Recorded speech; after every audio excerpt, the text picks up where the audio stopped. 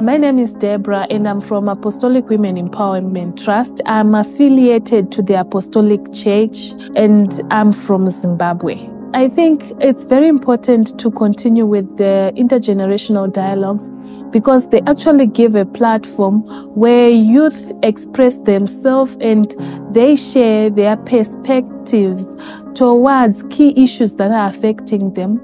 For instance, in Zimbabwe, within the Apostolic churches, there are issues that are occurring. These issues are of child marriages.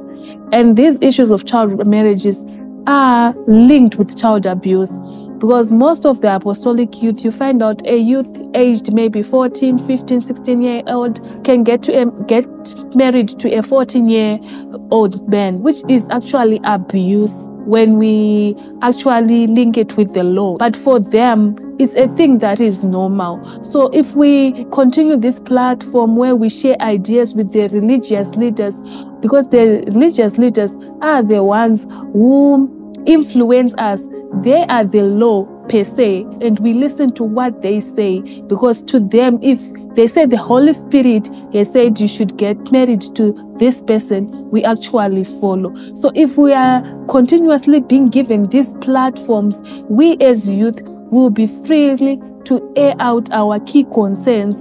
As well, if the religious leaders attend, they will hear us out. So I think the intergenerational dialogues should really continue to be conducted so that we can be able to reach everywhere in Zimbabwe. We can be able to reach more youth out there who are facing these challenges, but they are quiet. So if we give that open platform, it will really empower the youth and amplify their voices within the apostolic communities. At first, we faced a bit of resistance from the apostolic leaders. They really didn't want to attend at first because some of the issues that were discussed were some linked with sexual reproductive health rights. So for them to discuss such issues on an open platform with youngsters, youth, it was really a taboo to discuss such issues with them. So these are some of the challenges that we really faced at first. And even to discuss issues of menstrual hygiene with apostolic leaders, it was really a challenge. At one point, some of the religious leaders, they actually told us, no, I think we should just move out of the room and leave you to discuss with the youth, because issues of menstrual hygiene, they are issues to deal with youth. They do not even affect us per se. So we had to convince them and talk to them and say, look, these are the issues that are really affecting the youth, but you are turning your back on them.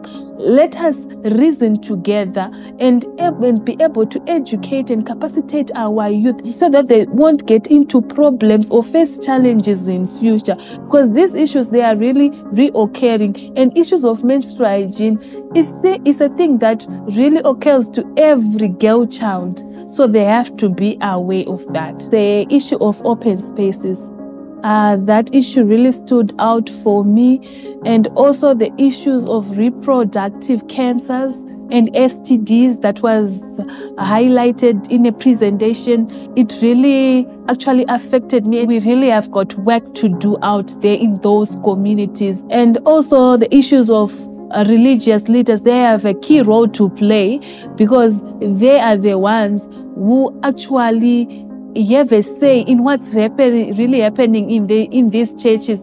They are the ones who permit certain topics to be discussed. I have a big vision to see from these intergenerational dialogues. We want action plans to be established. There should be action plans to be established coming from the religious leaders, whereby they make commitments to ensure cases of child abuse are combated, to ensure cases of child marriages, they are combated. They also participate in child protection committees, especially from the apostolic sect. We have already established these child protection committees, but we want these child protection committees to be in every apostolic church that practice their worshiping under the tree, because basically apostolic communities, they are mushroomed everywhere, including those from Johann Marange, which are considered to be the ultra-conservative groups. So these committees should be everywhere.